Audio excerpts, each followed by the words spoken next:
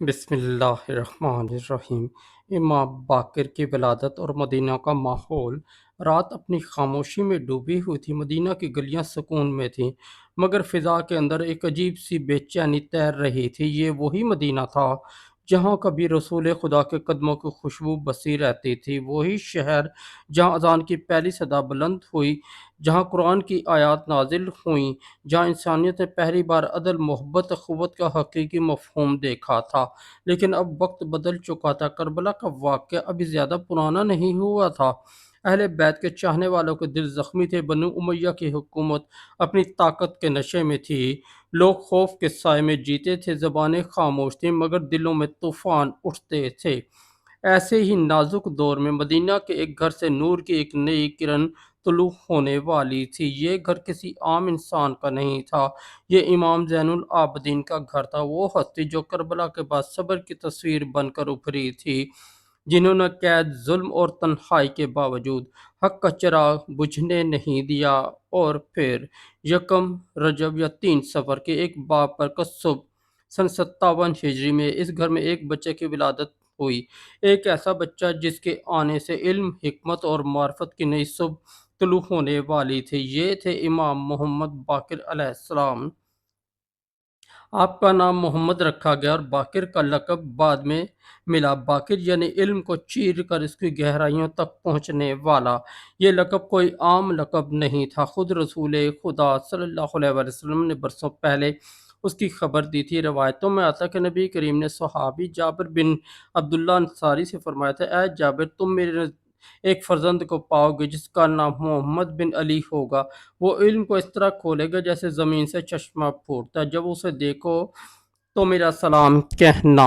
اور وقت نے دیکھا کہ ایک دن بوڑھے جابر مدینہ کی گلیوں میں ایک ننھے بچے کو دیکھ کر رک گئے، ان کی آنکھیں نم ہو گئیں، وہ آگے بڑھے، بچے کا ہاتھ چومے اور کہا، اے محمد بن علی، تمہارے نانا رسول خدا صلی اللہ علیہ وسلم نے تمہیں سلام کہا۔ یہ منظر صرف ایک ملاقات نہیں تھی، یہ نبوت اور امامت کے درمیان ایک روحانی رشتہ تھا، ایک اعلان تھا کہ یہ بچہ آنے والے وقت میں علم محمدی کا وارث بنے گا۔ مدینہ اس وقت ایک عجیب تضادات کا شکار تھا۔ ایک طرف مسجد نبوی تھی جہاں لوگ عبادت کرتے تھے، قرآن پڑھتے، دین کی باتیں کرتے تھے، دوسری طرف اقتدار کے ایوانوں میں سیاست، خوف اور جبر کا کھیل جاری تھا۔ حکمران چاہتے تھے کہ لوگ صرف ظاہری عبادات تک محدود رہیں، سوال نہ کریں، حق کی بات نہ کریں، اہل بات کا ذکر نہ کریں۔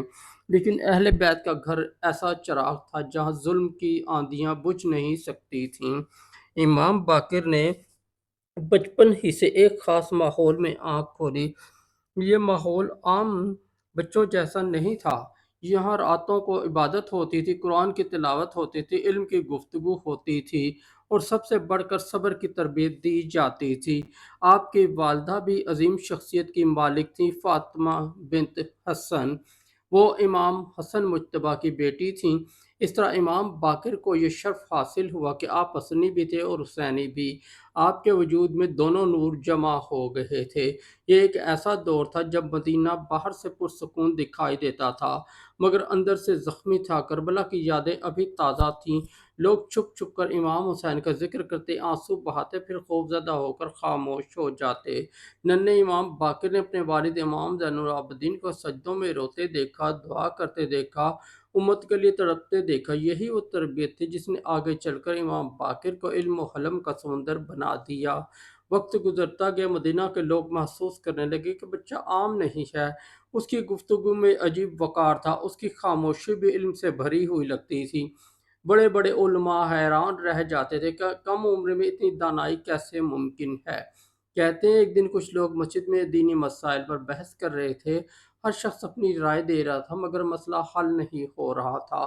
اتنے میں کم سن امام باقر وہاں سے گزرے، لوگوں نے ادب سے سوال کیا، اپنے مختصر مگر ایسا جامع جواب دیا کہ سب خاموش ہو گئے۔ لوگ ایک دوسرے کو دیکھنے لگے، یہ بچہ آخر کون ہے؟ اور پھر کسی نے کہا، یہ علی ابن الحسین کے فرزند ہیں، اہل بیت کے گھرانے سے ہیں۔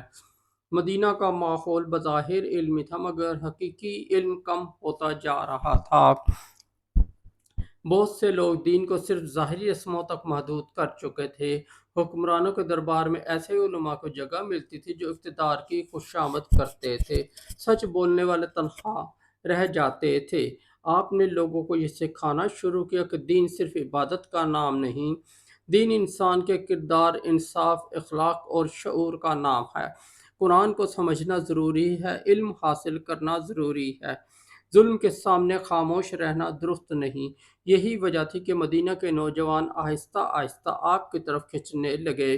وہ آپ کے پاس بیٹھتے، سوال کرتے، سیکھتے اور حیران رہ جاتے کہ اس خاندان کے علم کی گہرائی کہاں تک ہے۔ امام باقر کی ولادت صرف ایک بچے کی پیدائش نہیں تھی، یہ ایک مشن کا آغاز تھا، یہ ایسے دور کا آغاز جس میں علم کو دوبارہ زندہ ہونا تھا، جس میں اہل بیت کی تعلیمات دنیا تک پہنچنی تھیں۔ بعد میں یہی ننھا بچہ بڑھ ہو کر ایسا انقلاب لے کر آیا کہ ہزاروں شاگرد آپ کے حلقہ درس میں بیٹھنے لگے۔ فقہ، تفسیر، حدیث، اخلاق، فلسفہ، ہر میدان میں آپ نے ایسے دروازے کھولے جن سے آج بھی علم کی روشنی پھیل رہی ہے۔ لیکن یہ سب اس تربیت کا نتیجہ تھی جو مدینہ کے اس خاموش مگر روحانی ماحول میں ہوئی۔ وہ مدینہ جہاں راتوں کو دعاؤں کی صدائیں گونجتی تھی، وہ مدینہ جہاں اہل بیت کا گھر ظلم کے اندھیروں میں امید کا چراغ تھا، وہ مدینہ جہاں ایک ننھا بچہ آہستہ آہستہ امت کا معلم بن رہا تھا۔ آج جب ہم امام باقر کی ولادت کو یاد کرتے ہیں تو صرف ایک تاریخی واقعہ نہیں پڑھتے، بلکہ ہمیں یہ پیغام ملتا ہے کہ اندھیروں کے دور میں بھی علم کی روشنی پیدا ہوتی ہے، ظلم کے زمانے میں بھی حق کا چراغ جلتا ہے، اور اگر تربیت اہل بیت کے انداز میں ہو تو ایک بچہ پوری دنیا کی فکر بدل سکتا ہے۔ امام باقر کی زندگی ہمیں بتاتی ہے کہ علم صرف کتابوں میں نہیں ہوتا بلکہ کردار میں ہوتا ہے، صبر میں ہوتا ہے، سچائی میں ہوتا ہے، اور شاید یہی وجہ ہے کہ صدیوں بعد بھی مدینہ کی وہ بابرکت صبح آج تک تاریخ کے افق پر نمودار ہے۔